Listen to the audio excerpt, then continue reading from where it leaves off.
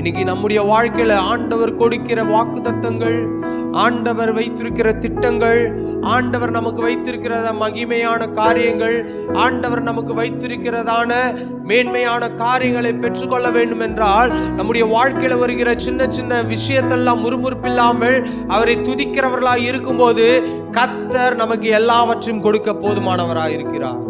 நம்முடைய வாழ்க்கையில சுகம் வேண்டும் என்றால் முறுமுறுப்பில்லாமல் இருக்க வேண்டும். பரவாயில்ல, வியாதி வந்தா என்ன, என் கர்த்தர் மாற்றுவார். பிரச்சனை வந்தா என்ன, என் கர்த்தரால மாற்ற முடியும். கண்ணீர் வந்தா என்ன, மாற்ற முடியும்.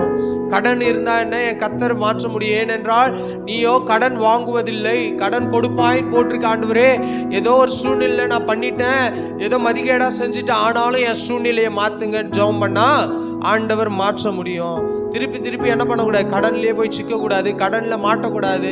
கடன் வாங்கி ஒரு பொருளை வாங்காதிருங்கள். தேவை, அத்தியாவசியம். இனி நீங்க ஒண்ணுமே பண்ண தேவையில்லை. உங்க போனுக்கு 1000 கால் வந்துட்டே இருக்கும்.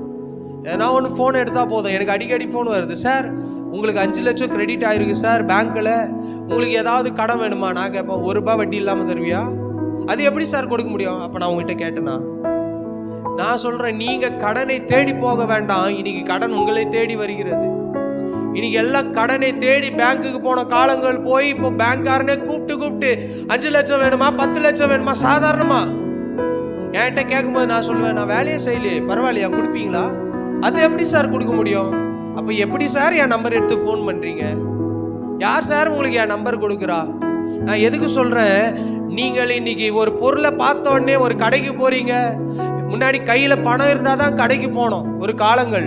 இன்னைக்கு கையில பணமே இல்லாம கடைக்கு போயிட்டு ஒரு பொருளை பார்த்த உடனே, சார் வேணுமா சார், இஎம்ஐ போட்டுடலாம் சார், வாங்கிட்டு போங்க சார், பொறுமையா பார்த்துக்கலாம்.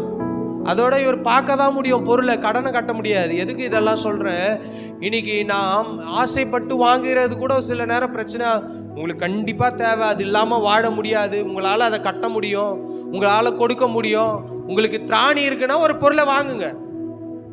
இன்னைக்கு வாஷிங் மிஷின் இல்லாம உடம்பு முடியல, இப்போ அக்காவுக்கு முடியல, அப்போ அவங்களுக்கு வாஷிங் மிஷின் தேவைன்னா வாங்கி தான் ஆகணும். ஆனால் அதை வாங்கின பிறகு அதை அடைக்க முடியுமா, அதை கடனை கொடுக்க முடியுமா, அதை யோசித்து வாங்கணும். அதுக்கு 5 மாசம் நீங்க சேர்த்து வச்சுட்டு கூட ஒரு பொருளை வாங்கிடலாம்.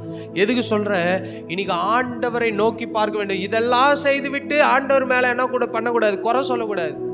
இன்னைக்கு வாரத்துக்கு 4 இஎம்ஐ கட்டுறவங்க இருக்கிறாங்க. அந்த கடன், இந்த கடன், மைக்ரோ ஃபினான்ஸ், இந்த ஃபினான்ஸ், வந்த ஃபினான்ஸ், போன ஃபினான்ஸ் எல்லாம் வாங்கி வச்சுக்கிட்டு, பாஸ்டர் வாரத்துக்கு 5000 ரூபா நான் லோன் கட்டுறேன். உன்னை அவன் வாங்க சொன்னா? இருக்கத்த கொஞ்சமா செலவு பண்ணுங்க. எதுக்கு தேவை